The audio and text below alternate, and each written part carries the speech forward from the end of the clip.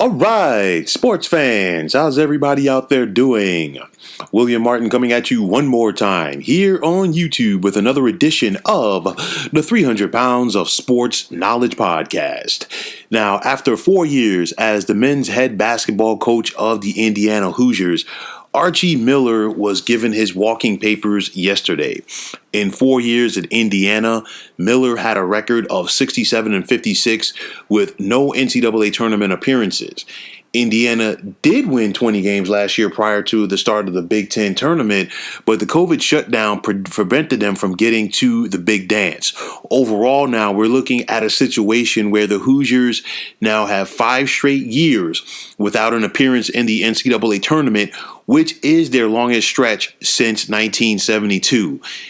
It boils down to one simple thing. Indiana has lacked stability at the head coaching position following the dismissal of Bob Knight in 2000. Since the firing of Knight, Indiana has now employed 5 different head coaches, and obviously their next man is going to be their 6th. And you look at it with this new generation of high school players. The past success and tradition at Indiana mean absolutely nothing. And I've said it before and I'll say it again, the Bobby Knight era still looms large over this program. You look at it this season, the Hoosiers, they were 12-15, and they got caught up in the wash in regards to the Big Ten. The Big Ten was very tough this year. We saw both Illinois and Michigan earn number 1 seeds in the upcoming NCAA tournament. You also have a situation where 4, maybe 5 teams from the Big Ten have a legit chance to make the Final Four this year. And these are teams that Indiana had to play on a night in and night out basis, and they simply could not keep up. Now, going forward for this Indiana program, they need to find a way to keep the top players in state because Indiana has always been a hotbed for high school talent in this country. And they also need to find a coach and be patient with a coach who can develop a system. Because right now what Indiana need not worry about is trying to find themselves a home run hire. Of course, they're going to go for that to appease the boosters, but they really don't have to worry about that. You're going to hear some of the names potentially linked to this program. I know that there are some people in Indiana that would love for Brad Stevens to leave the Boston Celtics to come coach Indiana. I don't see that happening. You could potentially hear the name of Billy Donovan, who is the current head coach of the Chicago Bulls, but he just signed a big deal last year to take over the Bulls. I don't see him leaving that position to come back to college. Pat Kelsey at Winthrop, they've had a stellar season. You know, his name could be in the mix. Porter Moser from Loyola Chicago. Remember, he was a hot commodity a couple of years ago when he led Loyola Chicago to the Final Four. Loyola Chicago, a lot of people feel that they have what it takes to make another deep run in this year's NCAA tournament, and he could be a hot coaching candidate once again.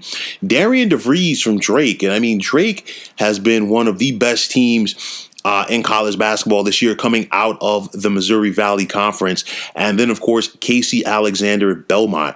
I'm not sure who Indiana is going to hire, but like I've said before, they have to practice patience. I mean, it's a situation with Archie Miller.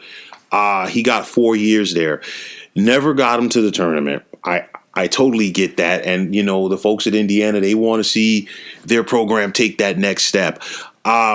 I know that at first that Indiana was patient with Tom Crean, and then eventually the patience wore thin. But you look at it, and in 4 of Crean's last 6 seasons, he did get Indiana to the tournament. He got them to the Sweet 16 3 times. But again, the powers that be at Indiana really look at this program like how it was in the heyday of Bob Knight, because let's be realistic. The decade of the 90s, for the most part, was not kind to Indiana basketball. Bobby Knight did get them to the Final Four in 92, and he got them to the regional final in 1993.